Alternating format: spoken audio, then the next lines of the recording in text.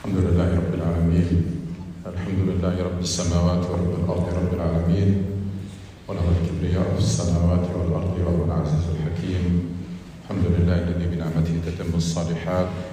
ربنا لك الحمد حتى ترضى، ولك الحمد إذا رضيت، ولك الحمد بعد الرضا. صلى اللهم وسلم وبارك على سيد الأولين والآخرين محمد وعلى آله وصحبه أجمعين ومن تبعهم بإحسان إلى يوم الدين. أشهد أن لا إله إلا الله وحده لا شريك له الملك الحق المبين، وأشهد أن محمدا عبده ورسوله صفيه من خلقه وخليله أمين على وحيه. يا أيها الذين آمنوا اتقوا الله حق تقاته ولا تموتن إلا وأنتم مسلمون. يا أيها الذين آمنوا اتقوا الله ولتنظر نفس ما قدمت لغد واتقوا الله إن الله خبير بما تعملون. My dear respected brother and sister in Islam, all praise and glory and thanks are due to Allah subhanahu wa ta'ala. We owe Allah subhanahu wa ta'ala everything we have. وَمَا بِكُم مِّن نِّعْمَةٍ فَمِنَ اللَّهِ. And we are dependent on Allah subhanahu wa ta'ala for all our needs, for help, for guidance, for forgiveness, for protection, for provision, even rizq. Allah subhanahu wa ta'ala, Ibrahim alayhi salam told his people, فَابْتَغُوا عِنْدَ اللَّهِ الرِّزْقِ. Even your provisions are in the hands of Allah subhanahu wa ta'ala. My dear respected brother and sister in Islam, one of the things that we do in Jumu'ah and all the time when we gather and interact is to remind ourselves and remind one another of the big event that is waiting for us all the time, which is when we leave this life and meet Allah subhanahu wa ta'ala. Remind and prepare. So help one another getting ready for that and being prepared, because that's our ultimate goal in life, is to meet Allah subhanahu wa ta'ala and He is pleased with us. And تَلْقَ اللَّهَ وَهُوَ عَنْكَ رَاضٍ. So anything you do to yourself, to remind yourself, to be better prepared, anything you do to remind one another, to be better prepared, that's required. And that's one of the things that we do in Jumu'ah, is basically remind ourselves to be always ready to meet Allah subhanahu wa ta'ala. That will make you very comfortable. When you are ready, then nothing matters. As the Prophet ﷺ said, إِن لَمْ يَكُنْ بِكَ غَضَبٌ عَلَيَّ فَلَا أُبَالِي. That, oh Allah, if you are pleased with me, then nothing else matters. So the more you are ready, the more comfortable you feel. But in these days, we're going to be talking about another preparation. So preparation for Akhirah, preparation to meet Allah subhanahu wa ta'ala, that's general, that's all the time. But 1 week before the month of Ramadan, we're going to be focusing today on the preparation for Ramadan. How do we prepare for this great season? What is a successful Ramadan, and how to succeed in this month? That's the focus of today's Jumu'ah, inshallah. But first, we're going to talk about the categories of Muslims, or how Muslims deal with Ramadan. There are different segments of Muslims. The first category, let's start with that, is those who don't even care. They don't even fast to begin with. Unfortunately, their number is increasing because there is this phenomenon of atheism, or people who are careless about religion. In the Muslim world, it is spreading. And that's something that we have to pay attention to, because that's very serious. It's not like people deny the existence of Allah, but they don't care. Tell them about religion, it doesn't mean anything for them anymore. So there is that category that doesn't apply to us here, but we just have to mention it. Then we have the second category, and that's something that we know, we are aware about it, and there are probably people around each one of us who fall in this category. And these are the people who just fast. They don't do anything different. So the only thing that differs in Ramadan is the time they take their meals. But almost everything else, goes the same way during Ramadan. So only the meal time will change. Some of them are not even praying, but they fast. Why? Because we inherited that culture that it's okay not to pray, but it's not okay not to fast. Some people, they find that they're very comfortable, they're not praying. But if you tell them, are you fasting? They'll be offended. What do you mean? Of course I'm going to be fasting. About prayer, which is even more important. So there are people who are not praying. There are, and that tells you that fasting became more of a culture for many people, unfortunately. And some of them, they do pray. The third, and this is probably the largest, and that's something that we should pay attention to because we may fall in this category. The third, and probably it's a very large and very broad, there are different levels, categories of Muslims who do more good deeds in Ramadan. This is probably maybe the majority. The people who in Ramadan, they pray more, they have better relationship with the Quran, they do more charity, they attend more frequently in the mosque or prayer in the mosque. So this is probably the largest category, and those who improve during Ramadan, pray more, attend mosques more, do charity, Quran, etc. But unfortunately, and again, these people, the reason I said it's a broad category because that happens at different levels. Some people there is small improvement in Ramadan, some people it's big improvement. Some people there is really major improvement in Ramadan in terms of the good deeds they do. Some people it's slight improvement. So different various levels. The problem is the majority of these, they stop all of that immediately after Ramadan. Go up, finish Ramadan, go down, business as usual.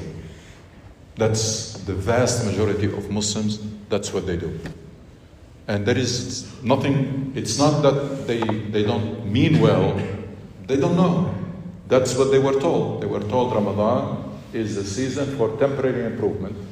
So you improve during Ramadan and then it's a 8 day, that's it, it's over. Close parenthesis, go back to business as usual. What's the problem here? Problem is mental. Those people, they entered Ramadan with that intention. They entered Ramadan with that intention, that I'm going to do a better job in Ramadan. But then, after Ramadan, I'm going to go back to what I used to do before. And that will lead me to the question of what does a successful Ramadan mean? And then we can talk about how to succeed in Ramadan. What does a successful Ramadan mean? It means one thing, one key word. I hope that you come out of this Jumu'ah with it, which is transformation. Successful Ramadan is a Ramadan that transforms you, that you emerge from Ramadan a better person or a different person. That's a successful Ramadan. You emerge from Ramadan the same person, that's missing opportunity. Regardless of how much you have done during Ramadan, if there are no permanent change, no residual change after the month is over, then the opportunity was missed. So the key in Ramadan, successful Ramadan, is transformative Ramadan. It's the month that transforms you. That's a successful month. And Quran tells us this. كتب عليكم الصيام كما كتب على الذين من قبلكم لعلكم تتقون. Why fasting was prescribed? So that your taqwa will increase. Not increase during Ramadan only, increase permanently. Your relationship with Allah subhanahu wa ta'ala, and we'll talk about what taqwa means, will improve. It's a season to upgrade your iman. So the other key word is upgrade. Transformation, upgrade. Now Salah maintains our iman for the rest of the year. But Ramadan is an opportunity to take it to the next level. So it's a moment for upgrading, or season to upgrade your iman and your faith. This verse is telling us what? Clearly, and this was confirmed by other hadith, this verse tells us that fasting is not the goal. Fasting is the means. Fasting is wasila. Why? Because Quran says fasting was prescribed so that you may increase your taqwa. So there is a goal. So this is the tool or the means, and there is a goal. What confirms this? Confirms this the hadith of Rasul sallallahu alaihi wasallam. There are two hadith of Rasul sallallahu alaihi wasallam says, رُبَّ صَائِمٍ لَيْسَ لَهُ مِنْ صِيَامِهِ إِلَّا الْجُوعُ وَالْعَطَشُ. There are people who fast, but they get nothing out of their fasting except hunger and thirst. Why? Because they missed the goal. They did not achieve the goal. That's why it was their fasting was useless. That's what the verse says, the hadith says. And then Rasul sallallahu alaihi wasallam in another hadith says, "Man lam yad'a qawl az-zuri wal 'amala bih, falaysa lillahi hajatun fi an yad'a ta'amahu wa sharabahu." Those who cannot restrain themselves from committing sins, there is no need for them to restrain themselves from eating and drinking. That's what the hadith says. Why? That confirms that fasting was meant for a goal. If that goal is not achieved, then the fasting becomes ineffective. So fasting, again, all of these verse and hadith make it clear that fasting is a means towards a goal. So what is success? Successful Ramadan when the goal is achieved. Successful Ramadan is when the goal is achieved. لَعَلَّكُمْ تَتَّقُونَ. That is, your iman was upgraded during Ramadan. You as a person were transformed. That's a successful month. Your iman remained the same after Ramadan, and you remain the same person. That's a missing opportunity. So what is taqwa? That is the goal of this month, and the goal of all the ibadat, by the way. All the ibadat are meant to increase your taqwa. Quran says this. يا أيها الناس اعبدوا ربكم الذي خلقكم والذين من قبلكم لعلكم تتقون. Again, people worship Allah who created you and created the people before you so that you increase your taqwa. So worship, taqwa. Worship, it's not the body movement. It's the taqwa. So if your salah does not restrain you from committing haram, if your salah is not like Rasul sallallahu alaihi wasallam one time saw a person who prays very fast. So Rasul sallallahu alaihi wasallam kept sending him, go back and pray. You did not pray. So the person repeated the same thing. He prayed very fast. Ruku', sujood, etc. Like, unfortunately, a lot of people, they do that. And the Rasul sallallahu alaihi wasallam sent him back. Go pray, you did not pray. And he came and said, that's all what I know. So Rasul sallallahu alaihi wasallam explained to him that in order for the prayer to achieve the goal, you have, when you make ruku'ah, you have to come to stand still. So it's not like this. And then when you stand up from ruku'ah, same thing. There is a moment. And then you make sujood. You don't rush the dhikr. You make sujood until you're done with the dhikr slowly, while you are aware of it. You finish sujood, etc. You are reading the Quran, the Fatiha, you should be aware of it, of what you're reading. That's salah. So you can see clearly that the body movements are not the goal. Rasul sallallahu alaihi wasallam realized that if someone prays so fast, he's not going to get the benefit of the prayer, or is not going to achieve the goal. What is taqwa? One, it encapsulates all aspects of your relationship with Allah subhanahu wa ta'ala. Our relationship with Allah subhanahu wa ta'ala is multi-dimensional. There is love, there is fear, there is tawakkul, there is dependence on Allah. There is so many aspects. All of these are summarized in one word, taqwa. So taqwa is a loaded word that encapsulates all aspects of our relationship with Allah. So Ramadan is meant to improve our relationship with Allah subhanahu wa ta'ala, because that's a key element in taqwa. Taqwa means also motivation to do good. Your taqwa is high when you are very motivated to do good, not reluctant. It's time you go to prayer, you are excited. You want to give charity, you are happy. So when you are motivated and excited to do good, that's an indication of good level of taqwa. When you find yourself reluctant to do good, that's a bad sign. So that's the motivation to do good, to do good deeds. Whether it is self-improvement, tazkiyah, whether it is helping others, whether it is serving any good cause, how motivated you are. That's a reflection of your taqwa. Third, ability to restrain yourself. There is a chance for you to commit haram or to hurt someone, hurt with your tongue or hurt whatever, and you restrain yourself. How good your brakes are. How good your ability to control your tongue and your eyesight and your senses, that's a measure of taqwa. That someone stronger are your brakes, that's an indication of strong taqwa. All of these requires knowledge. You want to improve your relationship with Allah, you require knowledge. You want to better understand your deen, you require knowledge. You want to have a better understanding of yourself, requires knowledge. Better understanding of your mission in life requires knowledge, etc. So none of this can be done without knowledge. Actually, the Quran tells us that without knowledge, people can go astray and they think they are doing the right thing. قل هل أنبئكم بالأخسرين أعمالا الذين ضل سعيهم في الحياة الدنيا وهم يحسبون أنهم يحسنون صنعا. The biggest losers are the ones who go astray while they think they are on the right path. Why? What's the problem here? Knowledge. Lack of knowledge. So knowledge is required. So if you are not learning, if you are not in the business of learning on daily basis, learning and applying or implementing, then you have to fix that. Because that problem is the root cause of many other problems.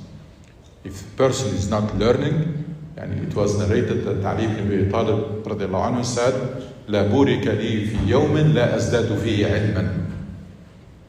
Said that you have a whole day, extra day was given to you, and you did not improve and you did not learn anything. You are the same person. That's losing or missing opportunity. So all of this requires knowledge. So that's taqwa. Successful Ramadan, these things have to increase. Your relationship with Allah subhanahu wa ta'ala has to be upgraded. Your motivation to do good will increase. Your ability to restrain yourself will increase. And we'll see how Ramadan does these things very effectively. Very effectively creates the environment for you to achieve these goals. Now, what is transformation? I said that successful Ramadan is Ramadan that transforms you. What is transformation? It's acquiring good habits that you did not have before and getting rid of bad habits that you had. That's the moment. You want that transformation to happen, you will never find a better time than Ramadan. And we'll mention why. Why Ramadan is the best opportunity for you to acquire new habits and to get rid of bad habits. And remember that it was scientifically proven that there is nothing that is not a choice. Everything is a choice. Believe it or not, a habit that has been with you for 10, 20, 30, 50 years, you can change it. And scientifically was mentioned like 3 weeks. It takes 3 weeks to get rid of a habit or to acquire a new habit. You're going to force it on yourself, first days, first week, second week, and then becomes your second nature. So it is doable. Don't say this is the way I am. No, this is the way you chose to be. But there are choices that we made long time ago, they became habits. And when they became habits, we think that they cannot be changed. That's not true. Everything originally, it was a choice. Everything that we do in this life, originally it was a choice, but there are choices that we made long time ago, and we kept doing them, they become habits. And most of us, we are under the impression that habits cannot be changed. That's not true. So, acquiring good habits and getting rid of bad habits. You need to look at Ramadan, it's like a boot camp. You know, boot camp, when there is a big tournament or when the season is going to start in sports, teams, they go like for 2-3 weeks or a month for very intensive training and preparation, like teams preparing for the World Cup or for the Olympics, etc. That's how we need to perceive Ramadan. It's like a boot camp. It's a very intensive training on acquiring, shaping up, and subhanAllah, Ramadan shapes us not only spiritually, but also physically. Because now it is beyond any doubt that fasting is cure for so many diseases. That's, you go, and non-Muslim doctor will tell you this. Will recommend fasting. Will recommend at least intermittent fasting, and they say dry fasting is even better.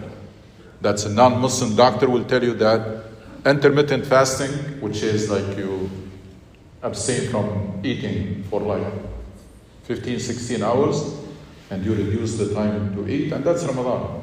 But you can drink. But then they will tell you that if you can do the dry fasting, which is the Muslim fasting or the Islamic, it's even better. So shaping up spiritually and shaping up even physically. So success in Ramadan, we have to prepare ourselves mentally 1 week before the month starts that we are going for transformation. That we're going to hold ourselves accountable. Each one of us will hold himself or herself accountable. That before and after. Before and after. What changes were made during this great month. So success, again, is before and after.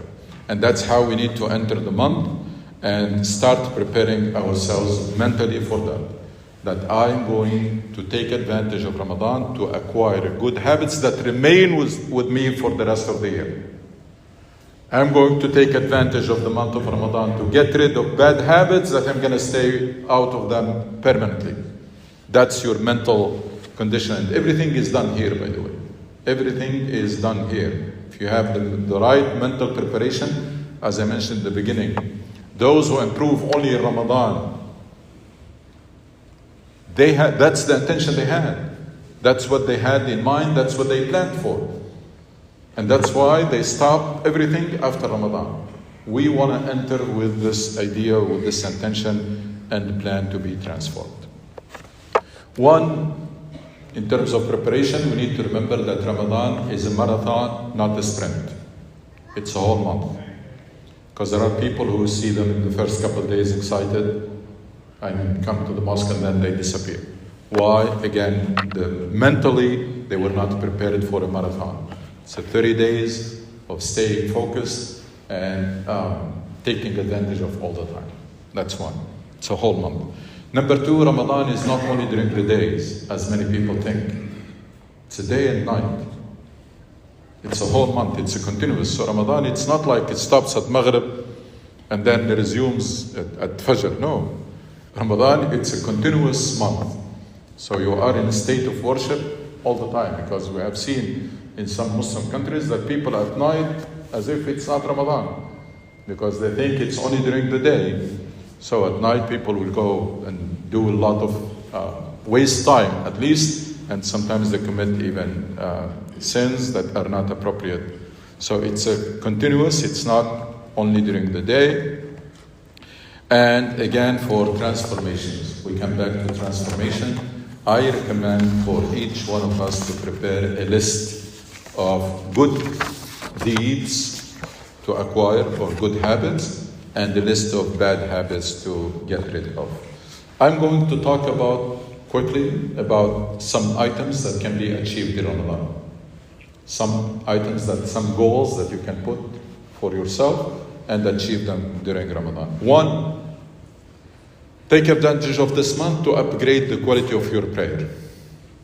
In Ramadan, our spirit is much better. So that's the opportunity for us to take our prayer to the next level.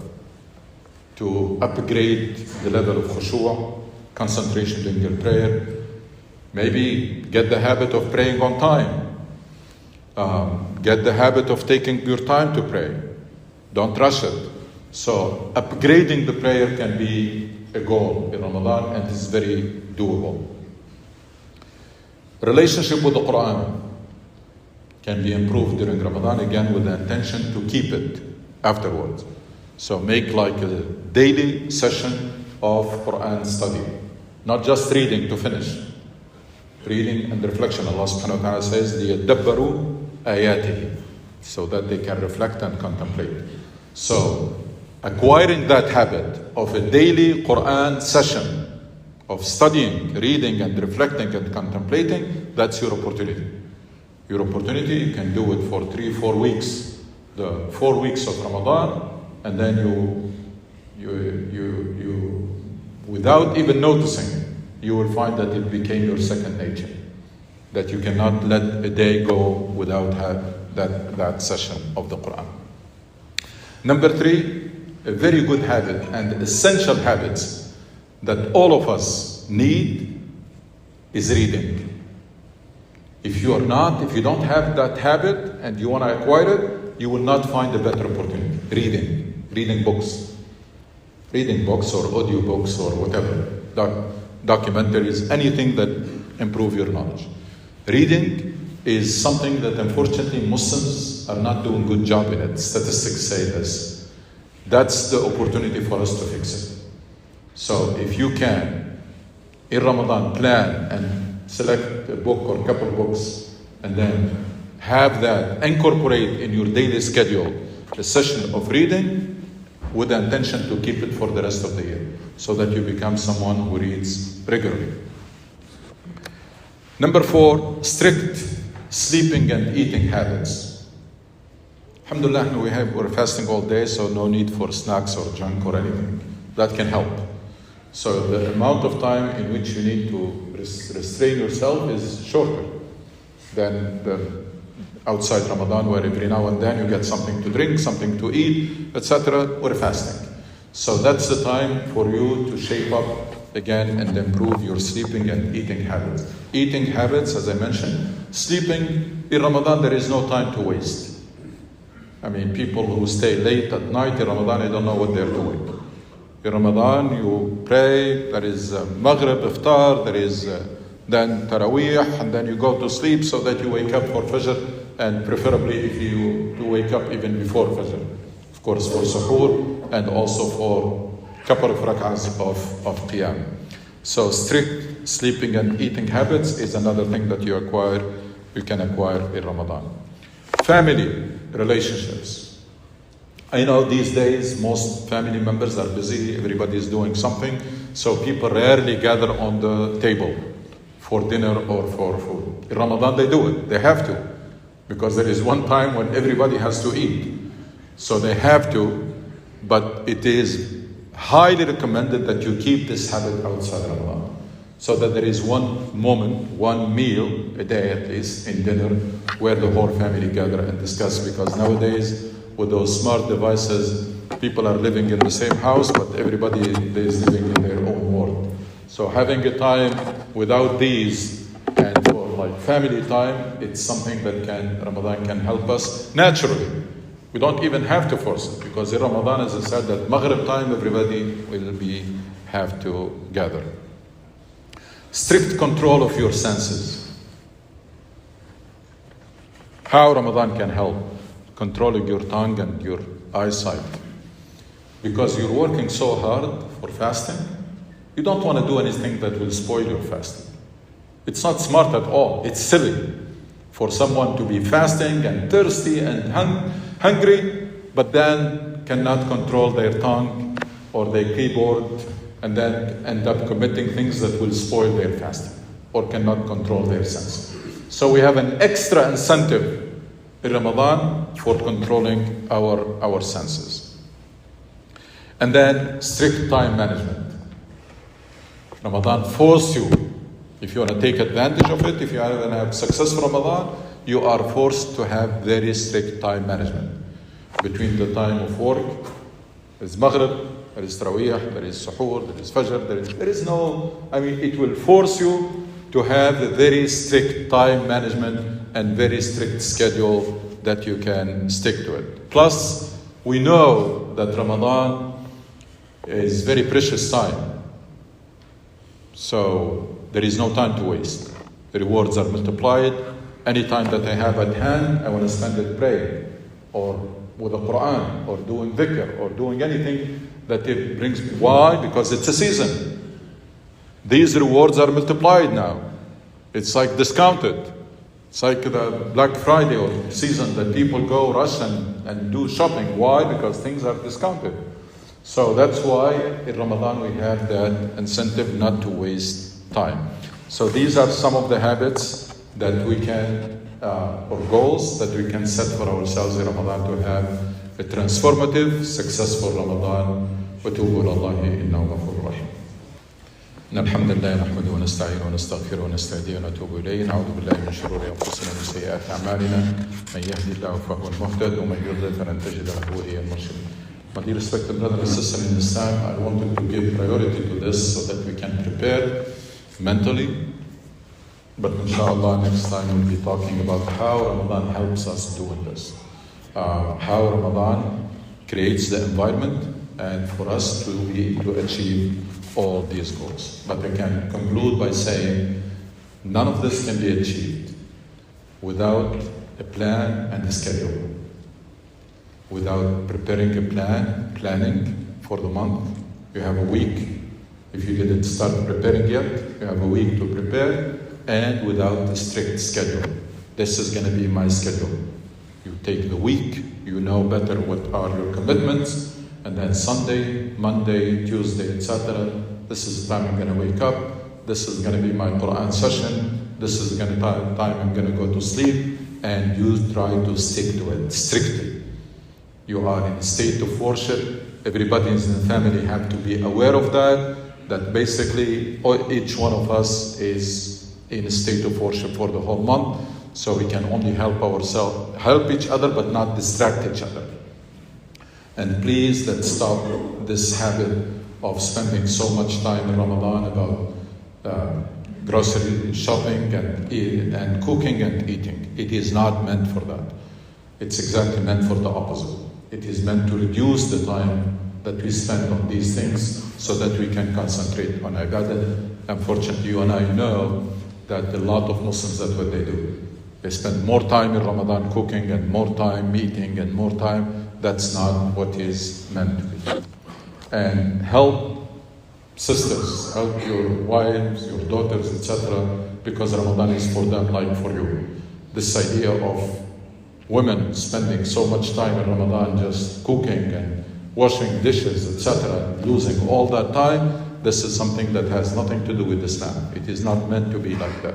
So people have to cooperate and reduce any time for distraction. And again, even if this was your habit for a long time, you can change it. You can make this Ramadan much simpler than before. ربنا اتنا في الدنيا حسنة وفي الآخرة حسنة وقنا عذاب النار. اللهم اشف مرضانا وارحم موتانا توفنا وانت راض عنا واختم بالصالحات اعمالنا واجعل خير اعمالنا خواتمها وخير ايامنا يوم نلقاك. امتعنا اللهم بالنظر الى وجهك الكريم. اللهم بلغنا رمضان واجعلنا ممن يصومونه ويقومونه ايمانا واحتسابا. اللهم بلغنا رمضان واجعلنا ممن يصومونه ويقومونه ايمانا واحتسابا. لا اله الا انت سبحانك انا كنا من الظالمين.